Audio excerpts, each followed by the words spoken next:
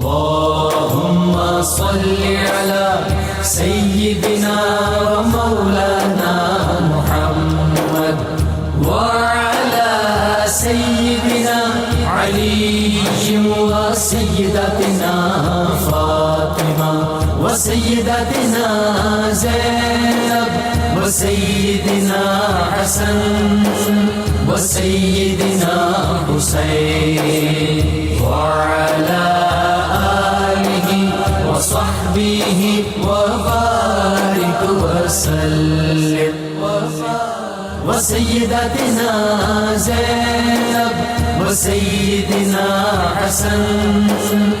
الحمدللہ رب العالمین والصلاة والسلام علی سید الانبیاء والمرسلین. اللہم صلی علی سیدنا و مولانا محمد وعلی آلہ واصحابہ وبارک وسلم وصلی علیہ. دنیا کے تمام دیکھنے والوں کو، تمام چاہنے والوں کو، تمام پیار کرنے والوں کو، اور جہاں جہاں تک اس وقت میری آواز کو سنا اور مجھے دیکھا جا رہا ہے، جنید اقبال کی جانب سے انتہائی محبت کے ساتھ السلام علیکم.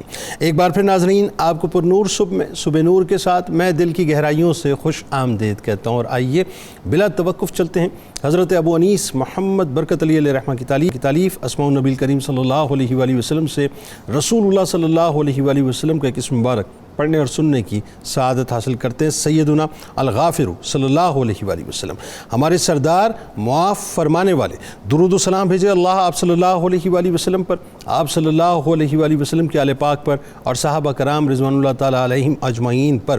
حضرت ابو ہریرہ رضی اللہ تعالیٰ عنہ بیان کرتے ہیں کہ حضور نبی کریم صلی اللہ علیہ وسلم نے ارشاد فرمایا کہ صدقے سے مال میں کمی نہیں ہوتی، اور جو شخص دوسرے کے قصور کو معاف کر دیتا ہے اللہ تبارک و تعالیٰ اسے اور عزت عطا فرماتا ہے، اور کسی کے قصور کو معاف کر دینے سے عزت میں کمی نہیں ہوتی.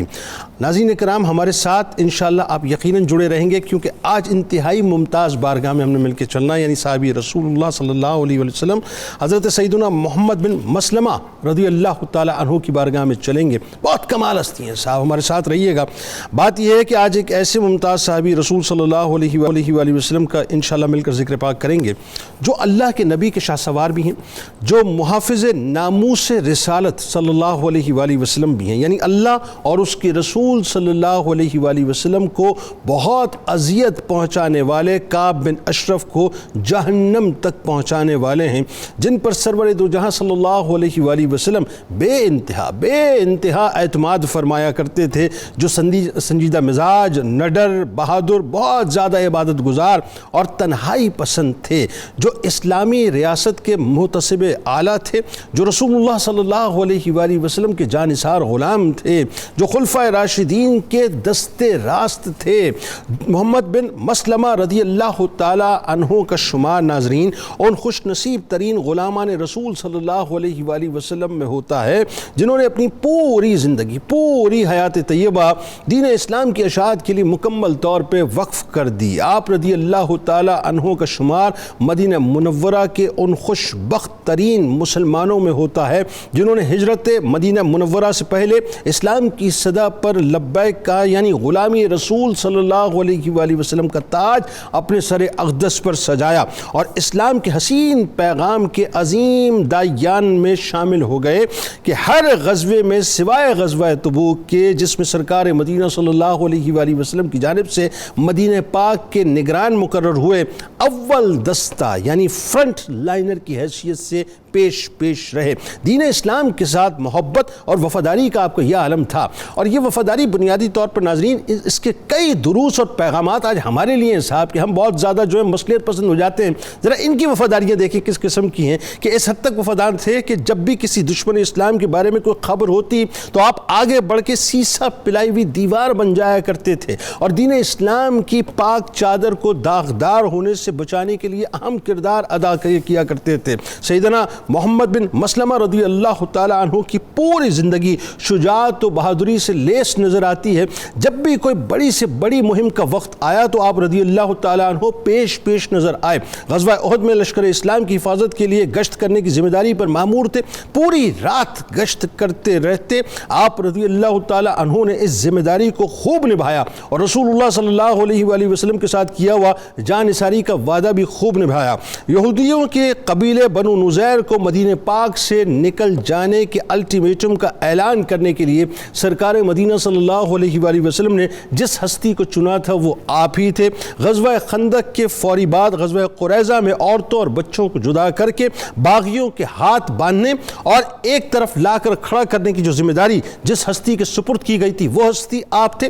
ناظرین کرام، حضرت محمد بن مسلمہ رضی اللہ تعالیٰ عنہ وہ ہستی ہیں جن کو امیر المومنین حضرت عمر فاروق رضی اللہ تعالیٰ عنہ نے امور مملکت میں سب سے کٹھن کام سونپا، مگر وہ اس پر ہمیشہ پورے اترے۔ یعنی عمر فاروق رضی اللہ تعالیٰ عنہ نے اپنے عہد خلافت میں گورنروں اور حکومت کے کارکنوں کی نگرانی کے لیے ایک الگ شعبہ بنایا تھا، اور محمد بن مسلمہ رضی اللہ تعالیٰ عنہ کو ان کے تقوی اور امانتداری کی بنا پر اس شعبے کا آپ نے نگران مقرر کیا تھا کہ جس کسی کا احتساب ہونا ہوتا تھا اس کے ساتھ آپ کوئی رعایت نہیں کرتے تھے، کسی قسم کا کوئی کمپرومائز نہیں کرتے تھے۔ سن رہے نا آج کے لوگ، کسی قسم کا کوئی کمپرومائز نہیں کرتے تھے، ہمیشہ بے لاگ تحقیق و تفتیش کیا کرتے تھے، اور عالم یہ تھا کہ کوئی ذاتی تعلقات نہ، کوئی شناسائی کا معاملہ نہیں، کسی قسم کا جو ہے پریشر برداشت نہیں کرتے تھے، کوئی سیاسی سماجی افیلیشن برداشت نہیں کرتے تھے، کوئی معاشرتی پریشر نہیں لیتے تھے، بے لاگ قسم کا احتساب کیا کرتے تھے جس پر آج ہم چلنے کو تیار نہیں ہیں۔ حضرت محمد بن مسلمہ رضی اللہ تعالیٰ عنہ فضلائے صحابہ میں سے تھے۔ ناظرین، جتنا عرصہ بھی رسول اللہ صلی اللہ علیہ وآلہ وسلم کے ساتھ میسر آیا ایک وفادار اور جان نثار کی طرح رہے، اور آپ صلی اللہ علیہ وآلہ وسلم کی صحبت پہ رہ کر قرآن و حدیث کا بھی ذخیرہ آپ نے اکٹھا کیا۔ بس یوں کہیے ان کی ابتدا بھی سرکار مدینہ صلی اللہ علیہ وآلہ وسلم کا عشق تھی، اور ان کی انتہا بھی سرکار مدینہ صلی اللہ علیہ وآلہ وسلم کا عشق تھا۔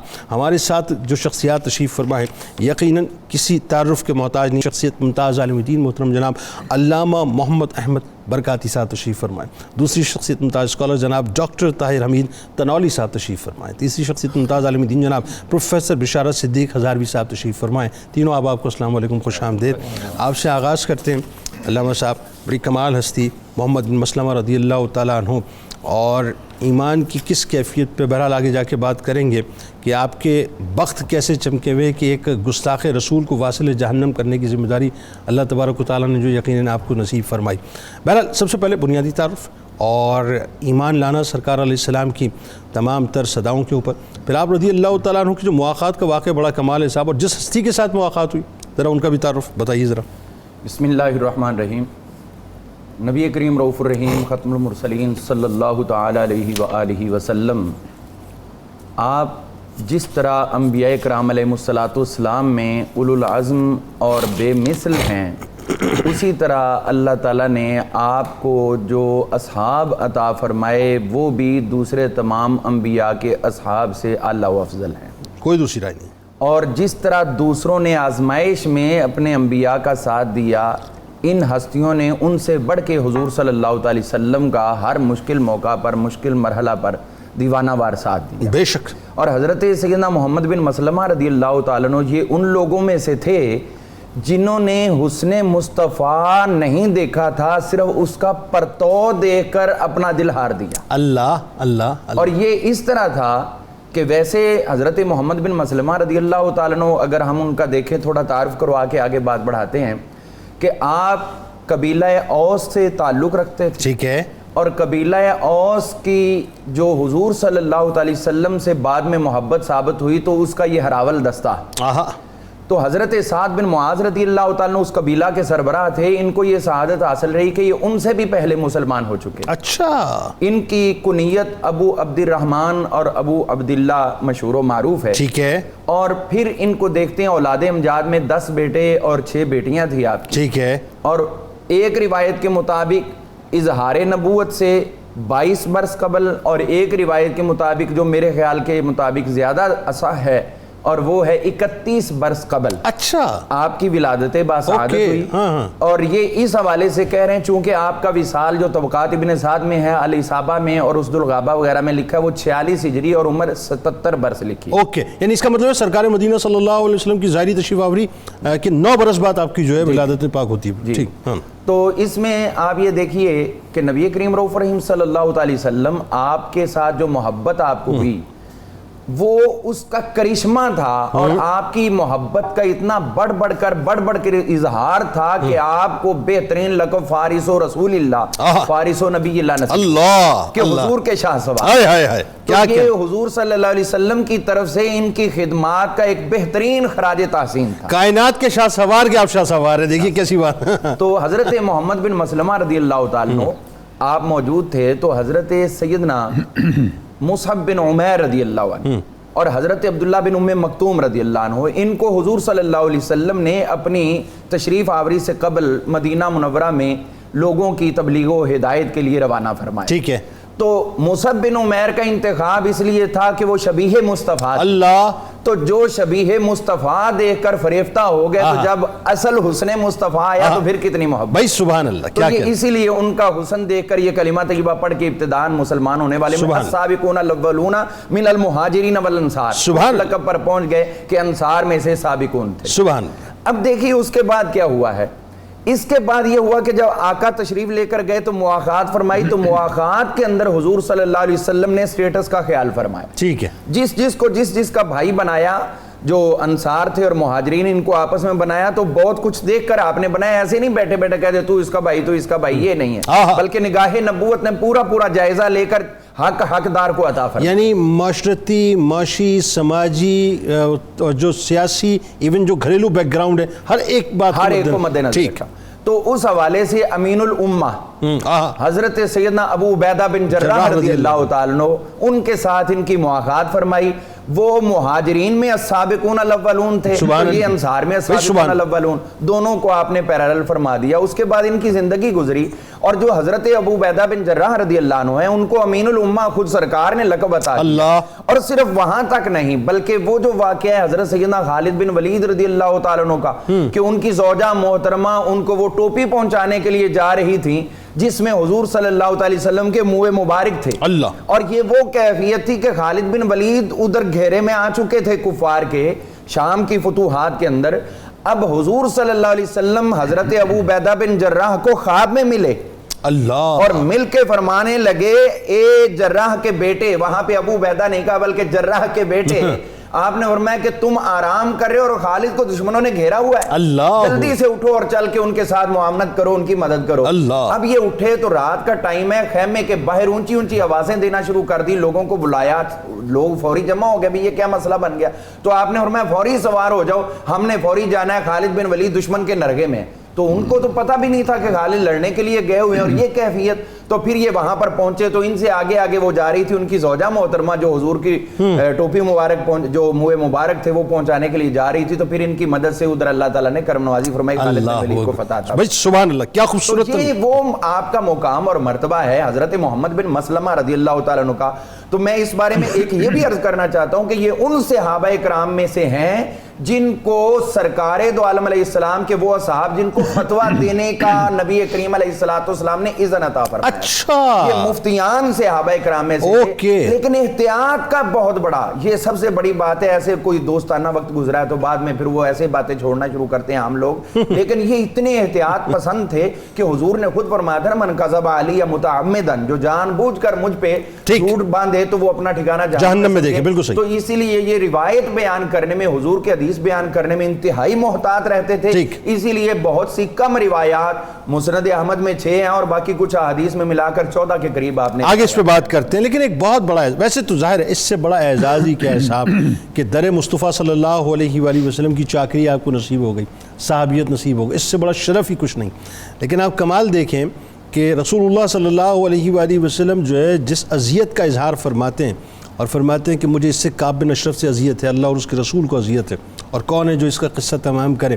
تو یہ شرف حضرت محمد بن مسلمہ رضی اللہ تعالیٰ عنہ کو اللہ تبارک و تعالیٰ نے عطا کیا. یعنی رہتی دنیا تک جو ہے وہ کہتے ہیں نا کہ ناموس رسالت کی محافظین کی صف میں آپ ٹاپ آف دا لائن کھڑے ہیں. وہ واقعہ کیا ہے ذرا بتائیے، بڑا ایمان افروز واقعہ ہے. سبحان اللہ. جنید صاحب بہت شکریہ. حضرت محمد بن مسلمہ کی شخصیت اور آپ کی زندگی اور اسلام کے اندر بطور صحابی آپ کی کنٹریبیوشن، ان میں جتنے بھی آپ کے کارنامے ہیں ان میں ایک سر فہرست کارنامہ ہوا جس طرف آپ نے اشارہ کیا. جنید صاحب یہ کعب بن اشرف کا جو معاملہ ہے، تھوڑا سا ہمیں اس کو اس کی بیک گراؤنڈ کے ساتھ سمجھنا بتائیے۔ اس کی وجہ یہ ہے کہ یہ ایک ایسا ایشو ہے جسے بعض اوقات مخالفین نے بہت مس انٹرپریٹ بھی کیا ہے۔ اور میں آپ کو بتاؤں، قطع کلام کی معذرت، آپ یہ گفتگو فرمائیں گے نا، میرا خیال ہے متجددین تو خاص طور پہ اس کو سنیں، کیونکہ یہ مسئلے بہت سے اس میں حل ہو جائیں گے اس واقعے کے اندر۔ ہوا یہ کہ جب آپ صلی اللہ علیہ وسلم مدینہ پاک تشریف لے گئے تو آپ کے جانے سے پہلے مدینہ کا معاشرہ لا قانونیت کی زد میں تھا، یہ تو تاریخ کا حصہ ہے۔ ٹھیک۔ اور اہل مدینہ اس انتظار میں تھے کوئی آئے اور یہاں پہ ایک معتدل پرامن قانون کی عملداری والی سوسائٹی کا اچھا آپ نے جاتے ہی جو اقدامات فرمائے ان میں ایک میثاق مدینہ تھا، ٹھیک، جس میں انہوں نے یہود کو، مقامی آبادی سب کو برابر کا سٹیٹس دے کے ایک شہری حیثیت اور ایک شہری اسٹیٹ قائم کر دی اور ایک آئین دے دیا۔ ٹھیک۔ اچھا اس میں کیسا عمل تھا اس آئین کے اندر؟ اس کے بعد یہود کے کئی سرکردہ لوگ گو کہ وہ اس کا حصہ تو بن گئے، لیکن آپ صلی اللہ علیہ وسلم کے دل سے مخالف ہو گئے۔ بالکل ٹھیک ہے۔ جیسے ابو رافع تھا، اسی میں کعب بن اشرف بھی تھا۔ وہ کیا تھا؟ معاملہ یہ ہوا کہ یہود کے جو 3 قبائل تھے، بنو قینقاع، بنو نذیر اور بنو قریظہ، ان کا سٹیٹس برابر نہیں تھا۔ ٹھیک۔ بنو قینقاع جو تھے یہ بزنس میں تھے، بنو نذیر زراعت میں تھے، اور جو بنو قریظہ تھے یہ فوج اور لڑائیوں کے کام کرتے تھے۔ ٹھیک۔ اور ان کو برابر، حتیٰ کہ بنو قریظہ کی دیت بھی آدھی ہوتی تھی۔ بالکل ٹھیک۔ جب ان کو برابر سٹیٹس دیا تو اب یہ بنو نذیر سے تھا کعب بن اشرف، اس نے کہا یہ کیا ہوا؟ وہیں سے اس کے دل میں مخالفت شروع ہو گئی۔ اوکے۔ جب غزوہ بدر ہوا، ان کا یہ خیال تھا کہ چونکہ قریش بڑے قوی ہیں تو وہ غالب آ جائیں گے، ختم کر دیں۔ ٹھیک ہے۔ وہ نہ ہوا۔ اس جب شکست ہوئی تو یہ اب کعب بن اشرف کے آپ یہ دیکھیں اس کے بغض کا، بغض اور بات آپ اسلم کے ساتھ دشمنی کا اور اسلام کے ساتھ دشمنی کا، کہ اس نے مکہ جا کے کہا کہ اب وہ وقت آ گیا ہے کہ میرے لیے زمین کا پیٹ زمین کی پیٹھ سے بہتر ہے، یعنی اسے پرووک کیا ان کو، میں مر جانا چاہتا ہوں۔ اور یہ وہ آدمی تھا، یہ بہت کھاتا پیتا آدمی تھا، سرمایہ دار تھا، اور یہود علماء شعراء ان لوگوں کو فائنانس بھی کرتا تھا۔ ایگزیکٹلی۔ وہاں جا کے اس نے، اور بہت اچھا شاعر بھی تھا، وہاں پر پروپیگنڈا شروع کر دیا، اور آپ صلی اللہ علیہ وسلم کے خلاف اور اہل مدینہ کی، مسلمانان مدینہ کی خواتین کے خلاف شاعری شروع کر دی، پروپیگنڈا شروع کر دیا۔ ٹھیک۔ ہمیں یہ سمجھنا چاہیے کہ یہ شاعر آج تک کل کی طرح شاعر نہیں ہوتے تھے۔ اس زمانے کا شاعر اس معاشرے کا انفارمیشن منسٹر ہوتا تھا۔ ایگزیکٹلی۔ وہ جو بات کہتا تھا وہ اگلے ہی لمحے وہ بات جو ہوتی تھی ہر شخص کا نطق زبان ہوتی تھی، ایگزیکٹلی، لوگوں کا محاورہ بن جاتی تھی۔ تو یہ معمولی بات نہیں تھی، بلکہ مائنڈ چینجر بھی ہوتا تھا وہ۔ صاحب ظاہر ہے جب پروپیگنڈا، یعنی اس دور کا پروپیگنڈا تھا ہی یہ، جو پروپیگنڈا آج آپ سوشل میڈیا پہ دیکھتے ہیں یا انفارمیشن کے دوسرے ٹولز کے ذریعے دیکھتے ہیں، یہ سارا پروپیگنڈا اس زمانے میں شاعر کرتا تھا۔ یعنی وہ اپنی شاعری کے ذریعے دوسرے لفظوں میں جو کانسپریسی تھیوری تھی اس کو جنریٹ کیا اس نے۔ بالکل صحیح۔ جب یہ سارا کام ہو گیا تو اب آپ ظاہر اس سے پوری مسلم سوسائٹی ڈسٹرب ہوئی، مسلم سوسائٹی کی عزت پہ حرف آیا، آپ صلی اللہ علیہ وسلم کے ناموس پہ حرف آیا، آپ صلی اللہ علیہ وسلم چیف جسٹس بھی تھے، آپ صلی اللہ علیہ وسلم جو ہیڈ آف دی اسٹیٹ بھی تھے، آپ سپہ سالار اعلیٰ بھی تھے، اور آپ آئین دہندہ تھے۔ وہ قانون، وہ آئین جس کے تحت یہ ساری سوسائٹی بنی تھی اور جس کا ایک فریق تھا کعب بن اشرف۔ ٹھیک، ہمیں یہ سمجھنا چاہیے کعب بن اشرف نے کیا کیا؟ بہت زبردست آپ بات کر رہے ہیں، اللہ کرے سمجھنے والوں کو آئین توڑ دیا، اس نے آئین کی وائلیشن کی، اس نے موریلٹی کی وائلیشن کی، بالکل ٹھیک، اس نے اسلام کی ریاست کے خلاف پروپیگنڈا کیا۔ ٹھیک۔ اچھا اس میں ہم ایک اور بات بھی سمجھنی چاہیے کہ کعب بن اشرف قطعاً بھی ریاست مدینہ کا شہری نہیں تھا، اس کا جو گھر تھا ریاست مدینہ سے کم و بیش، یہ ڈاکٹر حمید اللہ صاحب کی تحقیق ہے، ٹھیک، کم و بیش 10-12 کلومیٹر باہر تھا۔ اوکے۔ جب باہر تھا تو اب کیا ہوا؟ یہ اسٹیٹ ٹو اسٹیٹ کنفلکٹ تھا۔ اوکے۔ یہ ریاست کے ایک شہری کے حقوق کا مسئلہ نہیں تھا، ریاست کے خلاف کسی دوسری ریاست کے نمائندہ، چنیدہ نمائندہ یا سربراہوردہ شخص کا ایک اقدام تھا جس کا کلا کما کرنا ضروری تھا۔ اوکے ٹھیک ہے۔ جب جب یہاں تک بات پہنچ گئی تو آپ صلی اللہ علیہ وسلم پھر ارشاد فرمایا کہ کون ہے جو مجھے اللہ اور اس کے رسول کو اذیت دینے والے کو اس مٹائے۔ ٹھیک۔ اب محمد ابن مسلمہ کھڑے ہوئے اور آپ کے ساتھ آپ کے 4 اور اصحاب بھی تھے۔ پھر آپ تشریف لے گئے اور اس سے، اور اب آپ نے وہاں جا کے بڑی حکمت سے بات کی، اس کو جا کے کہا یار جب سے اسلام آیا ہے تب سے تمہارے حالات ہی ایسے ہو گئے ہیں، تو ہماری صورتحال، یہاں بھی ایک بڑی اہم بات ہے جسے ہمیں سمجھنا ہے۔ آپ نے فرمایا کہ ہمارے اوپر حالات ٹھیک نہیں ہیں، مسائل آ گئے، غلے کی کمی آ گئی، تو میں تمہارے پاس آیا، مجھے اتنا کچھ غلہ، چند وسق غلہ دے دو، یعنی 1 آدھ اونٹ کا بوجھ غلہ دے دو۔ اب دیکھیں وہ باوجود اس کے کہ یہ اس کے عزیز بھی تھے، عزیز داری بھی تھی، سارے معاملات تھے، پرانے تعلقات بھی تھے، لیکن اس نے سپورٹ کرنے کے بجائے اپنی یہودی نفسیات کے تحت کہا کہ میں دے دوں گا لیکن میرے پاس کچھ چیز بھی تو رہن میں رکھو، کیا رکھائیں؟ اپنی عورتیں رکھوا دو۔ اب دیکھیں بے حمیتی کی انتہا ہے، تو آپ نے فرمایا یہ تو نہیں ہو سکتا، تو اس نے کہا پھر اپنے بچے رکھوا دو۔ آپ نے فرمایا اچھا جب ہمارے بچے جوان ہو تو آپ انہیں تانے دو، یہ کریں؟ اس نے کہا چلیں پھر اپنے ہتھیار رکھوا دو۔ یعنی آپ تصور کریں کہ کس سطح کی اس کی سوچ تھی. بالکل ٹھیک. جب وہ اپنے حلیفوں اور اپنے ساتھ چلنے والوں کے بارے میں یہ تھا تو بقیہ کیا ہوتا. بہرحال آپ اس کے پاس گئے اور اپنے ساتھیوں کے ساتھ جیسے آپ صلی اللہ علیہ وسلم کا حکم تھا اور جو اس دور کا آئینی تقاضا تھا اس کے مطابق اس کو قتل کیا اور اس فتنے کا اس طرح سے جا کے یعنی آپ یہ دیکھیے کہ سرکار مدینہ صلی اللہ علیہ وسلم سے آپ پوری اجازت لے کے آئے اور جو پورا پلان کر کے اس سے جو گفتگو کیا اپنے مصلحت پسندی پر مبنی, اور فائنلی وہی بات ہے کہ اس کو اس کے گھر سے نکالا, اس نے جو خوشبو لگائی ہوئی تھی اس کو سونگا, پھر اس کے بعد جو اس کو واصل جہنم کیا. وہ سردار تھا, اپنے قلعے میں تھا, ہے نا, اور آپ عام لوگوں کی طرح اس کے پاس گئے, عام لوگوں کی طرح. اور فائنلی جب آپ مدینہ پاک میں داخل ہوئے تو نعرہ کے ساتھ اس کو کرنا تھا نا. ہاں, نعرہ تکبیر کی پھر صدائیں بلند. آپ صلی اللہ علیہ وسلم ساری رات نماز میں تھے اور آپ منتظر تھے اس بات کے. جب آپ نے قلعہ کما کر دیا اس کا, اور جب اب مدینہ پاک تشریف لائیں تو یہ پیغام بنیادی طور پہ میرا خیال رہتی دنیا تک ہمیں مل گیا کہ ناموس رسالت صلی اللہ علیہ وآلہ وسلم کی محافظت جو ہے وہ اس انداز سے جو آئین سرکار نے مرتب کیا ہے اس کی روشنی میں ہونی چاہیے. اچھا پروفیسر ایک بات بتائیے, محمد بن مسلمہ رضی اللہ تعالیٰ عنہ بہت نڈر, بہت بہادر, اور سوائے غزوہ تبوک کے اس میں بھی ظاہر ایک اہم ترین ذمہ داری سرکار مدینہ صلی اللہ علیہ وسلم نے آپ کو دی, بتائیے گا. تو باقی اب تمام ہی غزوات میں سرکار علیہ السلام کے ساتھ رہے. پھر جس طرح سے آپ کا غزوہ احد میں ایک بڑا کردار جو ہے نمایاں نظر آتا ہے, ویسے تمام ہی غزوات میں چاہتا ہوں ذرا ان کی شجاعت غزوات میں شرکت کے حوالے سے بھی گفتگو کیجیے تھوڑی. بسم اللہ الرحمن الرحیم والصلاة والسلام علی سید الانبیاء والمرسلین. جنید بھائی, آج جس شخصیت کا ذکر ہم کر رہے ہیں حضرت محمد بن مسلمہ رضی اللہ تعالیٰ عنہ, ان کے صحیفہ حیات اور کتاب زندگی کا ہر باب اور ہر چیپٹر ہی بڑا خوبصورت ہے.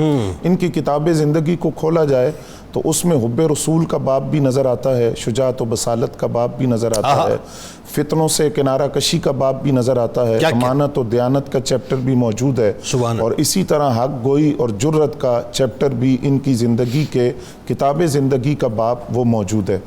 پھر آپ ان کی عظمت کا اندازہ اس بات سے لگائیے کہ شرف صحابیت کے اعتبار سے تمام صحابہ برابر ہیں, بالکل ٹھیک, لیکن درجے کے اعتبار سے تفاوت ہے, اور یہ بات تمام محدثین نے بیان کی ہے. ایک درجہ کا تو خود قرآن نے ذکر کیا کہ جو فتح مکہ سے پہلے اسلام لائے ان کی فضیلت زیادہ ہے, ان میں حضرت محمد بن مسلمہ رضی اللہ تعالیٰ عنہ شامل ہیں. سبقت الی الاسلام کا اعزاز آپ کو حاصل ہوا. صحابہ کرام رضوان اللہ تعالیٰ علیہ مجمعین نے بیت رضوان والوں کی بڑی فضیلت ہے, ان میں آپ شامل ہیں.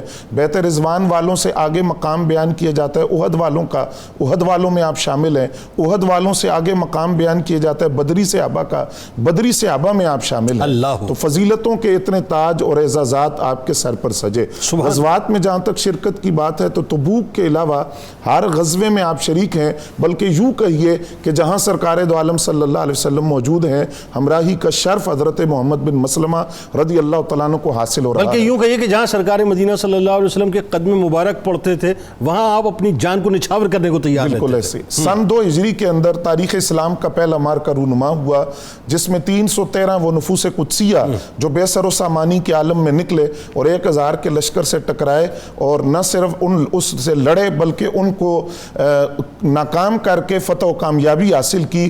ان 313 نفوس قدسیہ کے اندر حضرت محمد بن مسلمہ رضی اللہ تعالیٰ عنہ شریک تھے. اس کے بعد 3 ہجری کے اندر غزوہ احد ہوا.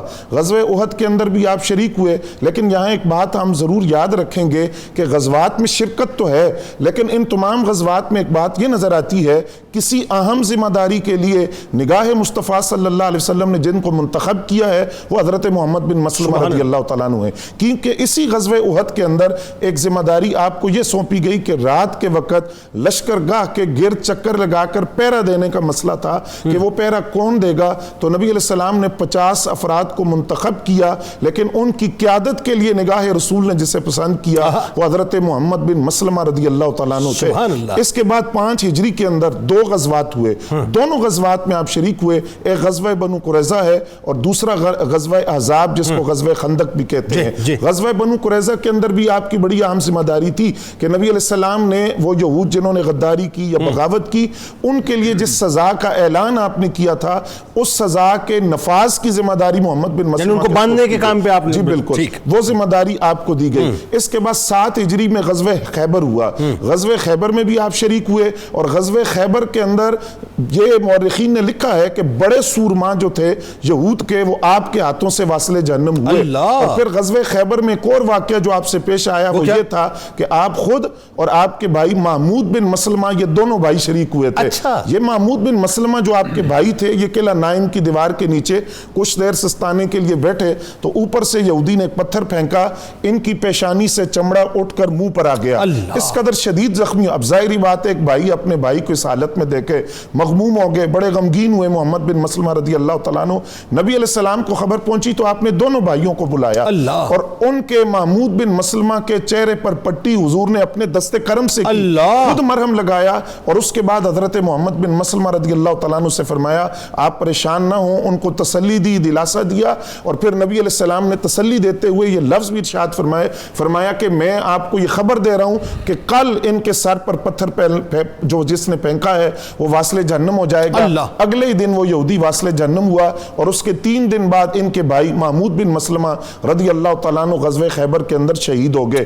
یہ غزوہ خیبر کی شرکت. اس کے بعد 9 ہجری کے اندر غزوہ تبوک ہوا اور نبی علیہ السلام کی عادت کریمہ تھی جب آپ مدینہ طیبہ سے باہر تشریف لے جاتے تو مدینہ طیبہ کے اندر آپ کسی کو اپنا حاکم بنا کر جاتے تھے. بلکہ اس لفظ کو ہم یوں بولیں تو حضرت محمد بن مسلمہ کی عظمت اور نکھر کر سامنے آتی ہے کہ اپنا جانشین بنا کر کسی کو جاتے تھے. تو آپ نے مدینہ طیبہ کے غزوہ تبوک کی روانگی کے وقت نگاہ رسول صلی اللہ علیہ وسلم نے جس کو جانشینی کے لیے منتخب کیا وہ حضرت محمد بن مسلمہ رضی اللہ اگر میں اس بات عنہ کو یوں کہہ دوں کہ مدینے کے والی نے مدینے کا والی بنا کر آپ کو جو ہے وہ وہاں پہ مدینے کے اندر رکھا تو میرا خیال غلط نہ ہوگا. سرکار ہمارے ساتھ رہیں اور یقیناً یہ وہ لمحات ہیں کہ بس جب چونکہ سرکار علیہ السلام کا تذکرہ پاک آ جائے تو پھر درود پاک جو ہے سرکار کی بارگاہ میں پیش کیجئے. آئیے مل کے درود پاک پیش کرتے ہیں. لوٹ کے انشاءاللہ آپ کو بتلائیں گے کہ یہ تو ظاہر ہے آپ کی زندگی کا یہ پہلو ہے نا. دور رسالت میں آپ صلی اللہ علیہ وآلہ وسلم میں دیگر اور ذمہ داریاں تھیں جو سرکار علیہ السلام نے دی تھیں.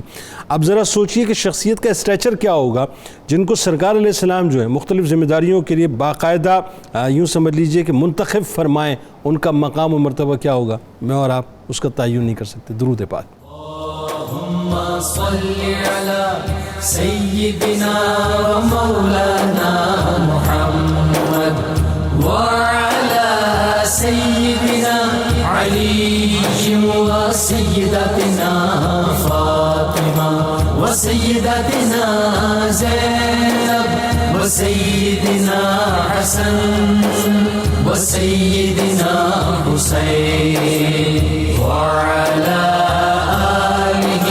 وصحبه وبارك وسلم اللهم صل على سيدنا ومولانا محمد وعلى سيدنا علي وسيدتنا فاطمة وسيدتنا زينب وسيدنا حسن وسيدنا حسين وعلى آله وصحبه وبارك وسلم علي وسيدتنا فاطمة وسيدتنا زينب. جناب ایک بار پھر میں آپ کو خوش آمدید کہتا ہوں. انتہائی پیارے, انتہائی ممتاز صحابی رسول سیدنا محمد بن مسلمہ رضی اللہ تعالیٰ عنہ کی بارگاہ میں ہدیہ عقیدت پیش کر رہے ہیں. اور کیا کمال ہستی ہیں صاحب. میرے لیے تو یہ شرف ہی کافی ہے. ویسے تو ظاہر صحابیت سے بڑھ کے کیا شرف, لیکن یہ شرف ہی کافی ہے کہ رسول اللہ صلی اللہ علیہ وآلہ وسلم نے اپنی ناموس کی محافظت کے لیے جن کو منتخب فرمایا وہ آپ ہیں. اچھا, اب بہت سی ذمہ داریاں سرکار مدینہ صلی اللہ علیہ وآلہ وسلم نے اپنے دور اقدس میں ان کے کاندھوں کے اوپر رکھیں. میں چاہتا ہوں ذرا صلی اللہ علیہ وسلم اس پہ بات ہو, خاص طور پہ جو ہے صدقات کی وصولی کے کام پہ آپ کو لگایا. پھر جو ایک سریہ تھا جسے سریہ محمد بن مسلمہ رضی اللہ تعالیٰ عنہ کہا جاتا ہے, اس کے بھی ذرا سے احوال بتائیں. اور پھر جو سرکار مدینہ صلی اللہ علیہ وآلہ وسلم نے آپ کو دیگر مہمات پہ بھیجا, اس میں بھی آپ دیکھیں ماشاءاللہ ہر جگہ پہ بڑی شان سے نظر آتے ہیں. بتائیے ذرا. یقیناً حضرت سیدنا محمد بن مسلمہ رضی اللہ تعالیٰ عنہ ان اولو العزم ہستیوں میں سے ہیں کہ جو ہمیشہ نگاہ مصطفیٰ اور انتخاب مصطفیٰ بن کر رہے ہیں. ایسا ہی ہے. تو جب حضور صلی اللہ تعالیٰ علیہ وآلہ وسلم نے ان کو اچھی طرح آزمایا ہے, پرکھا ہے اور یہ ہر حضور کی طلب پر پورا اترے ہیں, تو پھر یقینی طور پر یہ آسمان علم و حکمت کے بھی وہ درخشندہ ستارے ہیں کہ جن کو حضور صلی اللہ علیہ وسلم نے اپنی ظاہری حیات طیبہ میں بھی وہ شرف عطا کیا جو صرف کم لوگوں کو دیا جاتا ہے، کاتب مصطفیٰ۔ آہا، وفد بنی مہرہ آیا تو حضور صلی اللہ علیہ وسلم نے ان کے ذمہ لگایا کہ تمام اسلامی احکامات ان کو لکھ کر دے۔ بھائی سبحان اللہ۔ اب آپ یہ دیکھیں اس کے اندر دو چیزیں آ گئی، ایک تو کاتب مصطفیٰ ہو گئے اور دوسرا حضور نے احکامات خود ان کو بتائے نہیں، وہ پہلے بتا چکے، اب یہ خود لکھتے جا رہے ہیں۔ اللہ یعنی اللہ حضور صلی اللہ علیہ وسلم کے تمام احکامات کے حافظ بھی تھے۔ واہ، یعنی اور ٹرسٹ بھی اتنا تھا سرکار علیہ ٹرسٹ بھی السلام، اتنا تھا کہ بس ان کو اتنا کہہ کے حضور صلی اللہ سبحان علیہ اللہ وسلم نے سبحان اس کے بعد اللہ، کیا دوسری بات نہیں سبحان فرمائی۔ اللہ۔ پھر ہم دیکھتے ہیں کہ صدقات کے اعتبار سے جو امام ابن عساکر نے ان کے حالات زندگی میں لکھا ہے کہ اکثر ترین جو صدقات واجبات ہیں جو زکوٰۃ میں جاتے ہیں تو ان کی وصولی کے لیے عام طور پر ان کی ذمہ داری لگائی جاتی ہے۔ بڑی ذمہ داری تھی۔ بقرات ایک جگہ ہے جو مدینہ منورہ سے کم و بیش 7 دن کے فاصلے پر، اچھا، اور اگر یہ دیکھا جائے 7 دن کا فاصلہ تو یہ جدید دور میں کم و بیش 200 کلومیٹر بنتا ہے۔ ٹھیک ہو گیا۔ تو یہ 200 کلومیٹر کا جو فاصلہ انہوں نے طے کیا، وہاں پر گئے، وہاں ان لوگوں سے آپ کا جہاد ہوا اور اس کا یہ کہ کچھ لوگ قتل ہو گئے، کچھ بھاگ گئے، کچھ گرفتار ہوئے، اور وہاں سے جو آپ لے کر آئے تھے مال غنیمت کہہ لیں یا صدقات میں کہہ لیں، وہ 150 اونٹ اور 3000 سے زائد بکریاں لے کر آئے۔ یہ حضور کی خدمت میں اسی طرح پیش کر دی جس طرح آپ کو وہاں سے ملی تھی۔ پھر ہم دیکھتے ہیں کہ ایک موقع ایسا آیا جو یہ بھی پیرالل ہے کہ ان کے اس سریے کے بعد حضرت ابو عبیدہ بن جراح کا سریہ ہوا۔ اچھا، چونکہ آپس میں مواخات ہوئی، تو پہلے ان کو حکم دیا، یہ ایک سریے پہ گئے، جب یہ واپس آئے تو دوسرے پہ کسی اور جگہ کے لیے حضور نے حضرت ابو عبیدہ بن جراح کو جو ہے وہ شرف عطا کیا۔ سبحان اللہ۔ اب یہ 10 افراد لے کر وہاں پر گئے، جب وہاں پہنچے تو یہ ذوالقصہ ایک جگہ تھی مدینہ منورہ سے 24 کلومیٹر کے فاصلے پر تھی۔ تو وہاں پر جب گئے تو انہوں نے دیکھا کہ ادھر تو جنگ کرنے والا کوئی ہے نہیں، اور ہماری عادت نہیں کہ خام ہم جنگیں شروع کر دیں، چونکہ اسلام امن پسندی کا درس دیتا ہے، تو اسی لیے آپ بے فکر ہو کر وہاں پر لیٹ گئے۔ رات کی تاریکی میں آ کر ان لوگوں نے آپ لوگوں پر حملہ کر دیا، تو سوئے ہوئے اٹھے آپ کے ساتھی، تو دفاع میں جو کر سکتے تھے وہ کیا، یہاں تک کہ آپ کے ساتھ 9 افراد جو تھے وہ شہید ہو گئے، اور حضرت محمد بن مسلمہ رضی اللہ تعالیٰ عنہ بذات خود انتہائی شدید زخمی ہوئے، اور یوں کہہ لیں کہ وہ اس وقت موت کے دروازے پہ پہنچ چکے تھے، بے ہوشی کے عالم میں تھے۔ جب انہوں نے دیکھا تو آپ کو بھی مردہ سمجھ کر انہوں نے چھوڑ دیا۔ ٹھیک ہے۔ دن چڑھا تو ادھر سے ایک صحابی گزرے تو انہوں نے دیکھا یہ تو سارے ہمارے ہی ساتھی ہیں، تو انہوں نے اونچی آواز میں وہاں پہ پڑھا انا للہ و انا الیہ راجعون۔ اب غشی کی کیفیت ہے، جب رب کا نام آیا تو جسم حرکت میں آ گیا۔ اللہ، عشق مصطفیٰ، اور یہ ہوتی ہے معراج عشق خدا کی۔ تو جیسے ہی لفظ اللہ کا آیا تو آپ کے جسم میں حرکت ہوئی، تو ان کو پتا چلا کہ یہ تو زندہ ہے۔ پھر ان کو انہوں نے ساتھ لیا اور لے جا کر مدینہ منورہ حضور صلی اللہ علیہ وسلم کی خدمت میں پیش کیا۔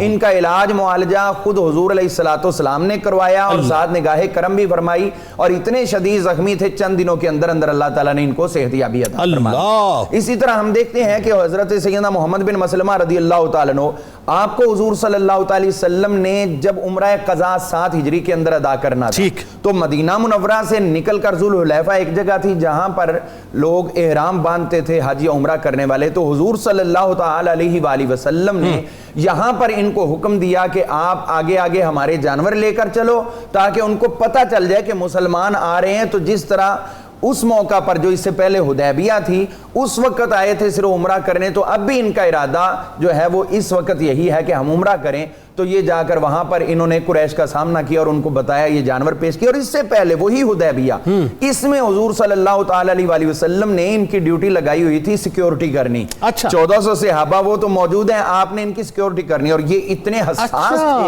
اتنے حساس تھے کہ 70 یا 80 کے قریب کفار مکہ کے نوجوان انہوں نے پروگرام بنایا کہ ہم رات سوئے ہوئے مسلمانوں پہ حملہ کر دیں، جتنے بھی ان کے مار سکیں گے اتنا ہی ہمارا مورال بلند ہوگا اور یہ ڈاؤن ہو جائیں گے۔ تو لیکن یہ اتنے حساس ہے، ادھر سلو کی گفتگو چل رہی تو آدمی ریلیکس ہو جاتا ہے، لیکن یہ اپنی ڈیوٹی پہ اسی طرح تھے جس طرح کہ ابھی ہم ایمرجنسی کی حالت میں ہے۔ تو جب انہوں نے حملہ کیا تو ایک بندہ بھی بچنے نہیں پایا، انہوں نے سب کو گرفتار کر لیا۔ اوہو، یعنی اس کا مطلب یہ ہوا کہ یہ قطع کلام کی معذرت کہ جو غزوہ احد میں جو ذمہ داری آپ کو دی گئی تھی وہی ذمہ داری آپ کو جو ہے یہاں جہاں پہ صلح حدیبیہ کی اچھا تو یہ آپ نے وہاں پر جو ہے چونکہ حضرت عبداللہ بن زبیر کا معاملہ تھا تو وہ شہید ہو گئے احد میں، تو ان کے باقی ساتھی جو تھے انہوں نے اپنے جو اجتہاد تھا اس کی بنا پہ سمجھا جنگ ختم ہو گئی، لیکن انہوں نے اجتہاد یہی کیا چاہے صلح کی گفتگو ہو رہی میں اپنی ڈیوٹی پہ رہوں گا. کیا کہنے، تو وہ حضرت عبداللہ بن زبیر رضی اللہ تعالیٰ کے ساتھیوں والا معاملہ انہوں نے نہیں دہرایا. پھر اس پہ اللہ تعالیٰ نے قرآن پاک کی آیات کا بھی نزول فرمایا، وَهُوَ الَّذِي كَفَّى أَيْدِيَكُمْ، جن لوگوں کو اللہ تعالیٰ نے آپ کے دست مبارک سے بچایا اور ان کے ہاتھوں سے آپ کے ساتھیوں کو بچایا. تو یہ چیز تھی جو اللہ تعالیٰ نے ان کی شان کے اندر نازل فرمائی. اور پھر ہم یہ دیکھتے ہیں کہ حضور کا یہ رحمت للعالمین ہونا تھا کہ آپ نے وہ جتنے بھی لوگ گرفتار ہوئے تھے ان کو غیر مشروط طور پر رہا فرمایا. سبحان اللہ. بڑی ذمہ داریاں سرکار مدینہ صلی اللہ علیہ وآلہ وسلم نے ڈاکٹر صاحب حضرت محمد بن مسلمہ رضی اللہ تعالیٰ عنہ کے کاندھوں پر رکھی، اور یہ ظاہر ہے سرکار علیہ السلام کا ایک ٹرسٹ آپ کی ہستی کے اوپر تھا. اچھا اب یہ دیکھیے آپ کہ یہ ٹرسٹ جو ہے وہ کسی طور سے بھی کم نہ ہوا بلکہ بڑھا.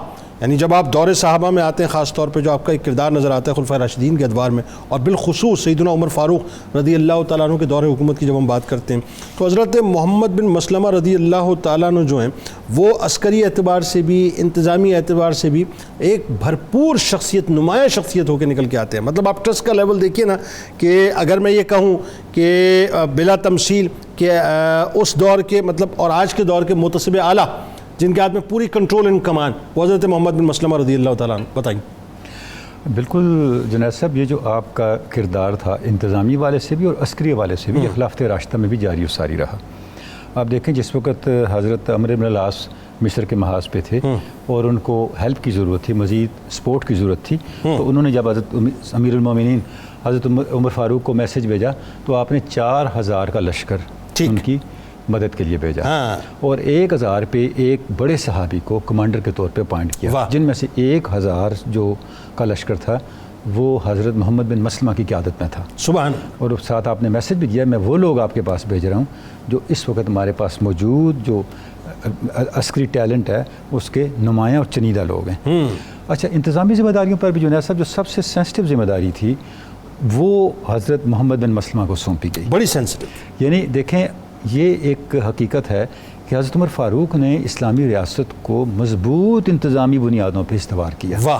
کیونکہ حضرت ابوبکر صدیق کا زمانہ آپ دیکھیں فتنہ ارتداد آ گیا، جھوٹے نبی آ گئے، زکوٰۃ کے مسائل آ گئے، تو ان مسائل کو سیٹل کرنے میں اور ریاست کی بنیادوں کو جو خطرات درپیش تھے ان خطرات کے خاتمے میں صرف ہوا. جب عمر فاروق کا زمانہ آیا تو آپ نے کیا کیا، ریاست وسیع بھی ہوئی اور ساتھ آپ نے انسٹیٹیوشنز اسٹیبلش کیے. بالکل. اور مہمات ساتھ ساتھ چل رہی تھیں. مہمات تو چل رہی تھی، نئے شہر بھی آباد ہو رہے تھے، انسٹیٹیوشن اسٹیبلش کیے، ایڈمنسٹریشن قائم کی. اب اس پھیلتی ہوئی ریاست میں لازمی بات ہی کوئی خرابیاں بھی آ جاتی. ان خرابیوں کے خاتمے کے لیے جو لوگ تھے ان میں محمد بن مسلمہ تھے. اللہ. اب دیکھیں نا، جب کسی بھی ریاست کے حصے سے کسی بھی فنکشنری کے بارے میں کوئی کمپلینٹ آتی تو اس کمپلینٹ کو ایڈریس کرنا محمد بن مسلمہ کی ذمہ داری ہوتی تھی. کتنا بڑا ٹرسٹ، بہت بڑا کام تھا. اور آنیسٹی یہ کس معمولی لیول کام کی نہیں تھا. آپ دیکھیں جب سعد ابن ابی وقاص جو گورنر کوفہ تھے ان کے بارے میں کمپلینٹ آئی کہ جناب حضرت عمر فاروق کے تو یہ آرڈرز ہیں کہ آپ نے دربان نہیں رکھنا، آپ نے چھنا ہوا آٹا نہیں کھانا، آپ نے پتلا کپڑا نہیں پہننا، مطلب عام آدمی کی سطح پہ رہنا ہے. تو آپ نے کس کو بھیجا؟ محمد بن مسلمہ کو. آپ وہاں پہنچے، آپ جامع مسجد میں لوگوں کو آپ نے بلایا اور سب سے پوچھا کہ آپ لوگوں کے امیر کے بارے میں ہمیں یہ کمپلینٹ پہنچی، آپ کا کیا حال ہے؟ لوگوں نے تائید کی تو آپ نے اس کے اوپر ایکشن لیا. یعنی آپ دیکھیں کہ کتنا ایک سینسٹیو جو ذمہ داری تھی وہ ان کے ذمہ تھی. پھر سعد ابن ابی وقاص کو لے کے مدینہ آ گئے. اچھا، اسی طریقے سے مصر کے جو حاکم تھے ایاز ابن غنم، ان کے بارے میں جب کمپلینٹ پہنچی ایک شخص آیا تو اس نے حضرت عمر فاروق کو کمپلینٹ کیا. تو اب حضرت عمر فاروق نے پھر حضرت محمد بن مسلمہ کو بھیجا، اور ساتھ ایک کمپلینٹ یہ بھی تھی کہ انہوں نے اپنا جو بلکہ یہ سعد ابن ابی وقاص کے بارے میں تھی کہ انہوں نے اپنا جو آفیشیل ریزیڈنس ہے وہ مطلب پھیلا لی ہے، بڑی کر لی ہے، اور اب سائل جو ہے وہ آسانی سے ان تک نہیں پہنچ سکتا. مطلب وہ ڈیڑیا بنایا ہوا تھا انہوں نے اپنا، آگے ایک دالان بنا دیا، ڈیوڑی بنا دی. تو حضرت عمر فاروق نے فرمایا جا کے اس کو گرا دو، جلا دو. یہ کام بھی محمد بن مسلمہ نے کیا. جب وہاں جا کے انہوں نے ایکشن لیا تو انہوں نے کہا یہ کیا ہو رہا ہے، پتہ چلا یہ آئے تو انہوں نے کہا بس اب چپ کر جاؤ. یہاں دو باتیں بڑی اہم ہیں. ایک تو سعد بن ابی وقاص رضی اللہ تعالیٰ عنہ عشرہ مبشرہ میں سے ہیں، لیکن آپ یہ دیکھیے آج مثال کے طور پہ آپ احتساب کے لیے کسی چھوٹے سے چھوٹے سیاستدان کو، میں بلا تمثیل بات کر رہا ہوں، آپ ہاتھ رکھتے ہیں تو پھڑکنا شروع ہو جاتا ہے کہ جمہوریت کا مسئلہ آ گیا. وہاں دیکھیے کہ وہ عشرہ مبشرہ میں، لیکن وہاں سوال نہیں ہے ہمیں سکھانے کے لیے. صاحب کا درجہ کیا تھا جب ایاز ابن غنم کے بارے میں یہ کمپلینٹ آئی کہ وہ انہوں نے حضرت عمر فاروق کی انسٹرکشنز کو چھوڑ دیا ہے, پتلا کپڑا پہن رہے ہیں, یہ جب انہوں نے جا کے ان کو بلایا تو اسی کیفیت میں تھے, تو انہیں کپڑوں کے اندر کپڑے بھی نہیں تبدیل کرنے اسی طرح لے کے آ گئے. حضرت عمر فاروق نے کیا کیا, ان کو بالوں کا بنا ہوا لباس پہنا دیا, اللہ اکبر, اور بکریاں چرانے پہ لگا دیا. اللہ اکبر. یعنی اب یہ تھا نا احتساب, تو یعنی وہ چیزوں کو انجام تک پہنچاتے تھے. اور کمال یہ ہے کہ وہ کام کروا کے پھر دوبارہ ان کو جو ہے گورنری دی, کہا جی اب جا کے کام کریں. ظاہر اب ٹریننگ ہو گئی نا, یہ اس دور کی ٹریننگ, آفیسرز ٹریننگ اکیڈمی, اللہ اکبر, یہ ان کا طریقہ. اللہ اکبر, اللہ اکبر. تو یہی سبب ہے کہ آپ دیکھیں کہ جس وقت اس نے جو دی ہنڈریڈس کا مصنف ہے مائیکل آرٹ, اس نے دنیا کی بڑی 100 شخصیات کا تذکرہ کیا, تو اس میں عمر فاروق کو بھی شامل کیا اور کہا کہ اگر ایک دو عمر اور ہو جاتے تو شاید دنیا پوری اسلام ہوتا. اچھا, اس میں ایک اور بات جو خاص طور پہ میں سمجھنا چاہتا ہوں, اور ظاہر سننے والے بھی اس بات کو سننا چاہتے ہوں گے, حضرت عمر فاروق رضی اللہ تعالیٰ عنہ نے جتنی بڑی ذمہ داری محمد بن مسلمہ رضی اللہ تعالیٰ عنہ کے کاندھوں پر رکھی, میرا خیال ہے یہ ایسی ذمہ داری جس کے اندر بڑے پولیٹیکل پریشرز بھی ہوتے ہیں, سوشل پریشرز بھی ہوتے ہیں, اور ادھر ادھر کے پریشرز بھی ہوتے ہیں, تعلقات کے بڑے پریشرز ہوتے ہیں, لیکن آپ یہ دیکھیے کہ ان کا میں کہوں گا کہ ان کی شخصیت کتنی اسٹرانگ تھی. ذرا اس پہ تھوڑا سا کامنٹ کریں. دیکھیں, جس وقت آپ یہ جو بات آپ نے کی, آپ جب حضرت عمر بن العاص کا شاید واقعہ ہے, ان سے ملاقات کے لیے گئے, تو ملاقات کے دوران انہوں نے کچھ ہدیے وغیرہ بھیجے, آپ نے قبول نہیں کیے. قبول نہیں کیے نا, وہ تشریف لے, انہوں نے کہا, اور اس کو بڑی توہین سمجھا جاتا تھا. عرب کا معاشرہ آپ دیکھیں, وہاں تو ایک روایات تھی, مہمانداری تھی, مہمان نوازی تھی, تو انہوں نے کہا آپ سے ہم قبول کرتے تھے, آپ کیوں نہیں کر رہے؟ تو آپ نے فرمایا وہ اور تھا, یہ اور ہے. آپ سے ہم قبول فرماتے تھے کسی اور طرح سے, آپ اس وقت حاکم وقت ہیں, آپ جو دے رہے ہیں کسی اور ہیڈ سے مجھے دے رہے ہیں, یہ نہیں ہو سکتا, میں کسی اور ذمہ داری پہ آیا ہوا ہوں. بالکل ٹھیک, آپ نکالیں سارا جو کچھ آپ نے ریاستی خزانے میں چیک کرنا چاہتا ہوں. ٹھیک, اور یہ عمر فاروق کے آرڈرز ہیں. ٹھیک, انہوں نے کہا عمر فاروق کے آرڈرز ہیں, تو انہوں نے کچھ عمر فاروق کے ساتھ کچھ اپنے تعلقات بیان کیے. آپ نے فرمایا وہ تعلقات اپنی جگہ پہ ہوں گے. اس وقت آپ امیر المومنین کے آرڈرز کی کمپلینس کر رہے ہیں, وہ تعلقات ریلیونٹ نہیں ہیں. اچھا, اب آپ دیکھیں وہاں کی کوڈ آف بزنس لکھا نہیں ہوا تھا, ہوتا ہے نا کوڈ آف کنڈکٹ ہے, ریاست ایسے چلے گی, سینٹ, اسمبلی, بیوروکریسی, یہ کہاں سے سب کچھ تھا؟ یہ تربیت تھی. بالکل صحیح, یہ آپ سسٹم کی تربیت تھی کہ وہ چیزیں جو کہہ رہے تھے اس سے آگے قانون اور ادارے بن رہے تھے. یعنی آپ یہ دیکھیں گورنمنٹ کے اساس ہو, چاہے وہ بیت المال ہو یا کسی بھی حوالے سے, کہیں جو ہے وہ اپنا کسی ایک درہم پہ ایک دینار کے اوپر جو ہے ان کی نگاہ نہیں ہوتی تھی, اس کو اپنا حق نہیں سمجھتے تھے, اپنا حق نہیں سمجھتے تھے. یہ کمال بات, امانت کے طور پر اس کی حفاظت کرتے تھے. اور اس حفاظت کے اندر انہیں کوئی خوف, خطر, ترغیب و ترہیب ان کے راستے میں رکاوٹ نہیں بنتی تھی. ٹھیک, کہ کوئی تعلق خراب ہو جائے گا, کوئی ناراض ہو جائے گا, یا میرے لیے کوئی مسئلے پیدا ہوں گے, وہ ان چیزوں کو خاطر میں نہیں لاتے تھے. محمد بن مسلمہ رضی اللہ تعالیٰ عنہ کی شخصیت میں یہ بات خاص طور پہ ہمیں نظر آتی ہے کہ آپ نے اپنے ذاتی تعلقات کو کبھی ترجیح نہیں دی. یعنی دیکھیں نا, آپ صحابہ کرام رضوان اللہ تعالیٰ علیہ مجمعین سے جو آپ کی ہستی ہے, جو تعلقات آپ کے تھے, اور جس طرح کا رکھ رکھاؤ تھا سرکار علیہ السلام کی ظاہری حیات طیبہ میں بھی اور آپ کے پردہ فرمانے کے بعد بھی, لیکن وہی بات ہے جب کوڈ آف کنڈکٹ کی بات آئی تو آپ نے جو ہے وہ ایک برہنہ تلوار کی طرح جو ہے اس کوڈ آف کنڈکٹ, شاید یہی سبب تھا کہ حضرت عمر فاروق جیسے انتہائی سخت معیار رکھنے والی شخصیت نے اس منصب پہ محمد بن مسلمہ کو فائز کیا, کیونکہ آپ کو پتہ تھا کہ محمد بن مسلمہ وہ مضبوط کردار کی شخصیت ہے جو کمپرومائز نہیں کریں گے, اصولوں پہ کمپرومائز نہیں کریں گے, ریٹ آف جو قانون کا نفاذ ہے, جو احکامات ہیں دربار خلافت کے, وہ ان پہ کمپرومائز نہیں کریں گے, ان کو نافذ کریں گے تاکہ وہ جو اسلامی ریاست ہے وہ صحیح طور پہ اپنے پورے معیارات کے ساتھ آگے بڑھے. بالکل ٹھیک ہے. پروفیسر صاحب, آخر میں یہ بڑی اہم ترین بات ہے, اور یہ ظاہر ہے آپ کے فضل و کمال کے حوالے سے, آپ کے اخلاق و محاسن کے حوالے سے, اور پھر آپ یہ دیکھیے وہی بات ہے, یہ بیسک انسٹنکٹ جو ہے اس کے اندر آنیسٹی, کتنی ڈیڈ آنیسٹی, کہ وہ جو بکری کی خریداری کا واقعہ ہے وہ ذرا بتائیے, اور پھر شریعت پر عمل کرنے کی جو اعلیٰ ترین مثالیں آپ نے قائم کی, اور یہ وجہ ہے کہ بارگاہ رسالت میں آپ صلی اللہ علیہ وآلہ وسلم سے آپ کو حکم نامہ بھی ملتا ہے, آپ کو تحائف بھی ملتے ہیں. یعنی کیا خوبصورت ہستی اور کیا مقام اللہ نے آپ کو عطا کیا ہے. جنید بھائی, اس سے قبل یہ بات سمجھنا انتہائی ضروری ہے کہ صحابہ کرام رضوان اللہ تعالیٰ علیہ مجمعین ہوں یا اہل بیت اطہار رضوان اللہ تعالیٰ علیہ مجمعین ہوں, ان کے نفوس قدسیہ وہ نفوس ہیں جنہوں نے براہ راست بارگاہ رسول سے تربیت حاصل کی ہے. بے شک آقا کریم صلی اللہ علیہ وآلہ وسلم کی جو تعلیمات ہیں اس کا ولین اور کامل نمونہ اگر کوئی نفوس قدسیہ ہیں تو وہ ان کی ذوات اقدس ہیں, ان کی ہستیاں ہیں, کوئی دوسری رائے نہیں. جس واقعے کی طرف آپ اشارہ کر رہے ہیں اس سے قبل نبی علیہ السلام کی ایک حدیث ہے, اس کو سمجھنا بہت ضروری ہے, جو ترمذی شریف کے اندر موجود ہے. نبی علیہ السلام نے ارشاد فرمایا, دا ما یریبک الی ما لا یریبک, اس چیز کو چھوڑ دو جس کے اندر شک ہو, اس چیز کو اختیار کرو جس میں شک نہ ہو. اس حدیث کی روشنی میں اگر حضرت محمد بن مسلمہ رضی اللہ تعالیٰ عنہ کے اس واقعے کو ہم دیکھتے ہیں تو بات کھل کر واضح ہو جاتی ہے کہ آپ ایک سفر سے واپس آ رہے ہیں, شدید بھوک کی کیفیت ہے, بکریوں کے ایک ریوڑ پر آپ کی نظر پڑتی ہے, آپ اپنے غلام کو اپنی دستار یا ماما دے کر بھیجتے ہیں, فرمایا کہ یہ فروخت کر کے اس سے بکری خرید کر لے آؤ. اب وہ بکری خرید کر لے آئے, اس کو ذبح کرنے لگے, آپ نماز کی حالت میں ہیں اور نماز کی حالت میں آپ نے اشارہ کر کے ان کو منع کر دیا, سلام پھیرا, سلام پھیرنے کے بعد فارغ ہو کر نماز سے آپ تشریف لائے اور اپنے غلام سے فرمایا کہ تم واپس جاؤ اور اس سے پوچھو کہ وہ بکری کا مالک ہے یا مالک کی بکریوں کو غلام بن کر چرا رہا ہے, کیونکہ دونوں باتوں میں فرق ہے. اگر وہ غلام ہے تو ظاہری بات ہے غلام کو اختیار نہیں ہوتا کہ وہ بکریوں کو فروخت کرے, چرانے کی اجازت ہے, تم واپس جاؤ. تو ورنہ دوسری صورت کہ اگر وہ خود مالک ہے تو پھر تم بکری واپس لے آؤ, ورنہ ماما واپس لے آؤ. اب غلام چلے گئے, وہ جا کر پوچھا تو پتہ چلا کہ وہ تو غلام ہیں اور وہ بکریاں چرا رہے ہیں, تو آپ جو ہے وہ امامہ اور دستار واپس لے آئے. اب یہاں سے یہ بات پتہ چلی اور پوری امت مسلمہ کو جو ایک درس سمجھنا چاہیے وہ یہ ہے کہ جس چیز کے اندر شک ہو اس کے اندر کتنی احتیاط برتنی چاہیے, چہ جائے کہ وہ چیزیں جن کے بارے میں وضاحت ہے کہ یہ ناجائز اور حرام ہیں ان کی نحوست اور ان کا وبال کیا ہوگا. سر اس وقت قطع کلام کی معذرت, ایک بات کی اور وضاحت کر دیجئے. مجھ جیسا طفل مکتب تو اس کو یوں دیکھے گا اور سمجھنے کی کوشش کرے گا کہ صاحب میں نے تو مطلب جو بھی بارٹر میں نے کرنا تھا, میں نے ایک شے بھیجی ہے, اس کے بدلے میں شے لے لی ہے. اب میرا کام ہی نہیں ہے کہ اس نے اس پہ سیاہ سفید کیا ہے, میں نے تو شے کے بدلے میں شے لے لی ہے. شریعت تو یہ کہتی ہے نا, لیکن یہ تقوی کا کتنا اعلیٰ ترین معیار, اعلیٰ ترین معیار. یہ آپ کا زہد تھا, تقوی تھا, ورع اور پرہیزگاری, یعنی فتویٰ یہ ہے وہ تقوی ہے. جی بالکل. اس وقت تک اس کو استعمال نہیں کیا اور ہم اپنے اسلاف میں یہ بات دیکھتے ہیں.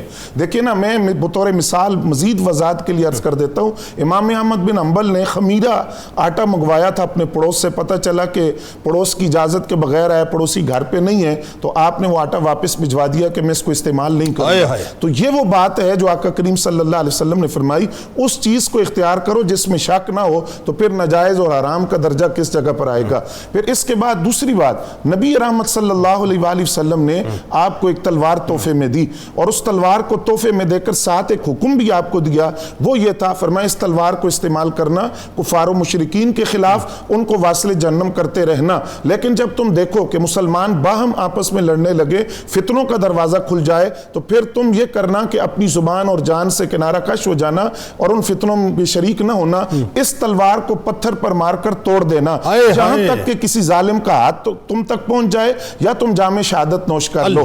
اب وہ خبر جو پہلے دی گئی تھی کہ حضرت فاروق اعظم رضی اللہ تعالیٰ عنہ کی شہادت کے بعد فتنوں کے دروازے کھلیں گے, جب وہ فتنوں کے دروازے کھلے 35 ہجری کے اندر مسلمان باہم جب آپس میں مقابل ہوئے, تو حضرت محمد بن مسلمہ رضی اللہ تعالیٰ عنہ نے اس تلوار کو پتھر پہ مار کے توڑ دیا. لیکن اس کے ساتھ یہ بات بھی کہ چونکہ آپ ایک جانباز مجاہد تھے, جہاد سے عشق بھی تھا اور پھر سرفروشی اور فداکاری کا ایک جذبہ بھی تھا, اور مجاہد تلوار کے بغیر رہ نہیں سکتا, دوسری طرف آقا کریم صلی اللہ علیہ وسلم کا حکم بھی تھا, تو اتباع رسول اور اطاعت رسول کا یہ منظر ہمیں سمجھنا چاہیے. تلوار توڑ دی, لیکن جو اپنا شوق تھا اس کے لیے دوسری تلوار نہیں لی, بلکہ لکڑی کی ایک تلوار بنائی, اس کو اود کی لکڑی کی ایک تلوار بنائی, اس کو نیام میں ڈالا اور گھر میں لٹکایا, تاکہ تلوار جو میرے لیے ضروری ہے وہ اس صورت کے اندر, یعنی مجاہد کے پاس مجاہد کا زیور نظر آنا چاہیے. بالکل ایسا ہی ہے.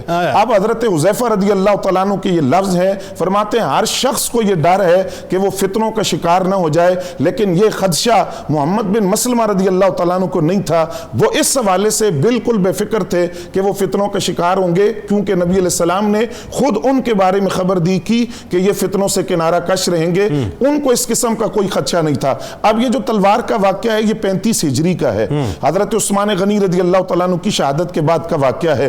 اس کے کم و بیش 10 یا 11 سال بعد حضرت محمد بن مسلمہ رضی اللہ تعالیٰ عنہ کی شہادت ہوتی ہے, اور اس 10-11 سال بعد جب آپ کی شہادت ہوتی ہے تو پھر آپ یہ دیکھیے کہ آپ کی تدفین کہاں پہ ہوتی ہے. مدینہ طیبہ سے کچھ مقام پر ایک بستی ہے, مقام ربضہ, وہاں پر آپ کی تدفین ہوتی ہے, اور کس کے پہلو میں, حضرت ابو ذر غفاری رضی اللہ تعالیٰ عنہ کی قبر کے ساتھ حضرت محمد بن مسلمہ رضی اللہ تعالیٰ عنہ کی قبر بنائی جاتی ہے. آپ نے اس عمل سے آپ نے امت مسلمہ کو ایک مسئلہ سمجھا دیا. وہ مسئلہ یہ تھا کہ جس چیز کے اندر تمہیں شک ہو, مشکوک ہو, تقوی کا اور اسلام کا اور اطاعت رسول کا اور اتباع رسول کا تقاضا یہ ہے، اس سے کنارہ کش ہو جاؤ. تو یہ بات سوچنی چاہیے کہ اگر مشکوک چیزوں سے بچنا چاہیے تو وہ چیزیں جو نجائز ہیں، حرام ہیں، صراحت اور وضاحت موجود ہے، ان کا وبال اور ان کی نحوست کا عالم کیا ہوگا. یعنی اسی لیے تو آپ کو بارگاہ رسالت میں آپ صلی اللہ علیہ وسلم سے عشق مصطفیٰ کا تحفہ ملا. جی بالکل ایسے. اور آپ کو وہی حکم نامے ملتے تھے کہ جس میں جو ہے بس فدائے رسول جو ہے وہ آپ کا ٹائٹل بنتا چلا گیا. جی بالکل. آخر میں کوئی پیغام خاص طور پہ آج کے سننے والوں کے لیے کہ صاحب یہ جو ہمارے یہاں یہ ہستیاں ہیں بنیادی طور پہ اتنی آنیسٹی اس معیار کی، اتنی خودداری اس معیار کی، آج اس کا عشر اشیر بھی جو ہے ہمارے یہاں نظر نہیں آتا. دیکھیے جنید بھائی، نبی اکرم صلی اللہ علیہ وآلہ وسلم نے ارشاد فرمایا اصحابی کالنجوم فبأیہم اقتدیتم اہتدیتم، میرے صحابہ آسمان ہدایت کے ستارے ہیں، تم ان میں سے جس کی اقتداء کرو گے ہدایت پا جاؤ گے. بالکل ٹھیک ہے. اور دوسری طرف اہل بیت اطہار کے بارے میں فرمایا یہ ایسا سفینہ ہی نوح ہے، ان میں سوار ہو جاؤ گے تو بچ جاؤ گے. آج ہمیں دائیں بائیں وہ جاتا ہے جس کے اپنے گھر میں کچھ موجود نہ ہو. اسلام کے دامن میں اتنا کچھ ہے کہ ہمیں دائیں بائیں جانے کی ضرورت نہیں. ان کی سیرت کو، ان کی حیات طیبہ کو پڑھیں، دنیا بھی کامیاب ہوگی اور آخرت بھی. بہت شکریہ آپ تینوں آپ کا، آپ تشریف لائے اور کیا خوبصورت گفتگو رہی. اللہ تعالیٰ کل بروز محشر حضرت محمد بن مسلمہ رضی اللہ تعالیٰ عنہ کا صدقہ تمام سننے دیکھنے والوں اور ذکر کرنے والوں کا عطا فرمائے. ناظرین کرام، محمد بن مسلمہ رضی اللہ تعالیٰ عنہ وہ ہستی ہیں، مجھے تو بس میں نے کہا نا کہ پورے پروگرام میں اسی بات کے گرد گھومتا رہا کہ کعب بن اشرف جیسے ملعون اور گستاخ رسول صلی اللہ علیہ وآلہ وسلم کا قلعہ آپ نے قما کیا. اچھا مسئلہ یہ کہ اس گستاخ رسول کا قلعہ آپ نے قما کر دیا، لیکن ہم بنیادی طور پر جو سو کالڈ مسلمز ہیں اس وقت پوری دنیا میں، ہم خوف کا قلعہ قما نہیں کر سکتے اپنے اندر.